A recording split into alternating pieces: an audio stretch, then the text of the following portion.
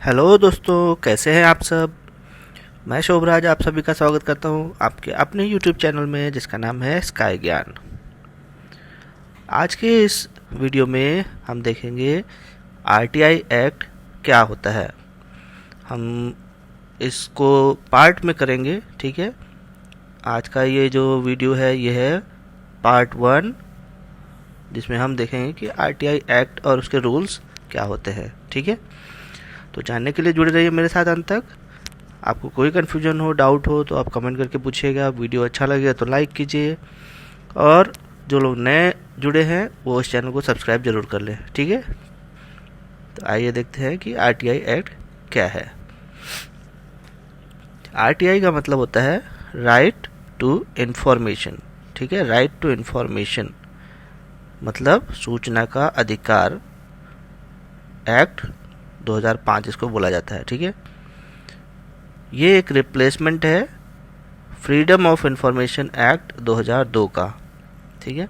2002 में जो एक्ट था फ्रीडम ऑफ इंफॉर्मेशन एक्ट, इसको रिप्लेस करके आरटीआई एक्ट 2005 लाया गया, ठीक है। ये 15 जून 2005 को पार्लियामेंट में पास हुआ और 12 अक्टूबर 2005 को ये लागू हो गया था, ठीक है। इसके पहले कुछ नियम हैं, वो हम जान लेते हैं पहले, ठीक है।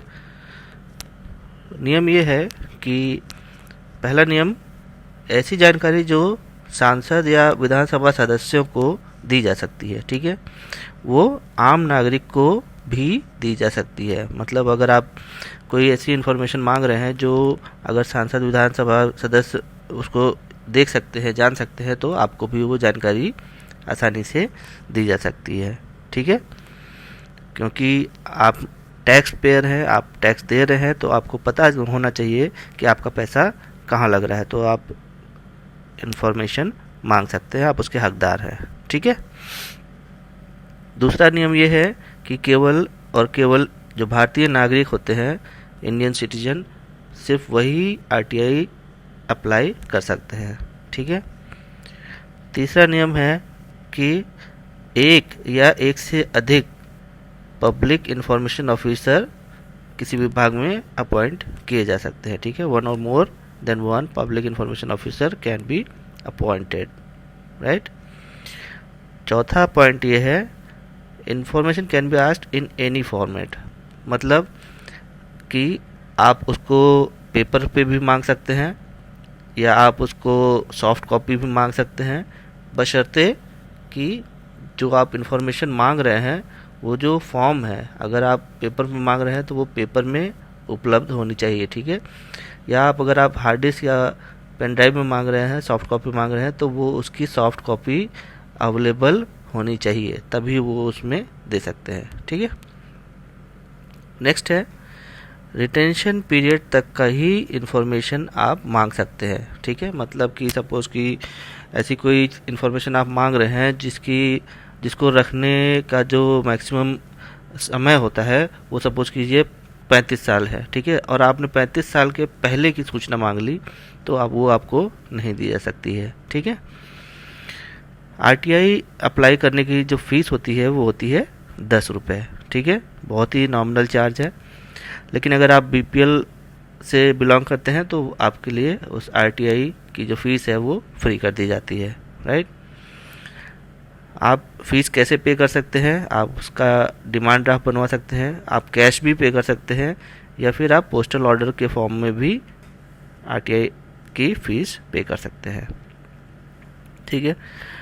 अब अगर आपने, जो अगला नियम है वो क्या बताता है कि जब आपने आरटीआई अप्लाई कर दिया, ठीक है, अप्लाई करने के बाद कितने दिन का समय होता है कि वो आपको जवाब दे सके, ठीक है। तो वो है 30 दिन, ठीक है।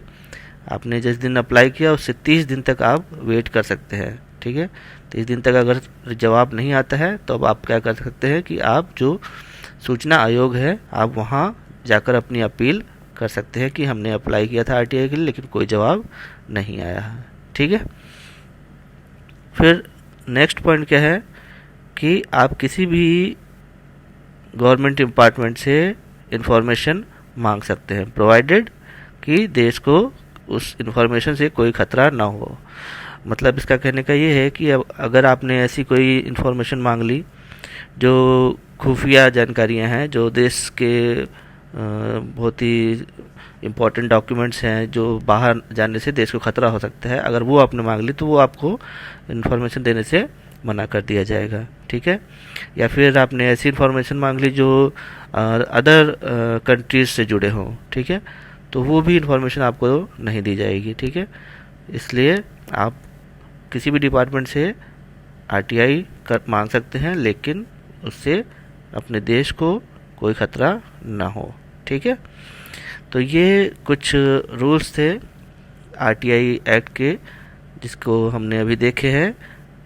ये था एक छोटा सा brief overview of RTI act, जिसमें हमने रूल बताया। आगे हम देखेंगे कि अब आरटीआई आप कैसे अप्लाई कर सकते हैं और कहाँ अप्लाई कर सकते हैं, ठीक है। तो आई होप आपको ये वीडियो अच्छा लगा होगा। तो अच्छा लगा हो तो प्लीज़ लाइक ज़रूर कीजिएगा, चैनल सब्सक्राइब कीजिएगा, ठीक है। Thank you very much.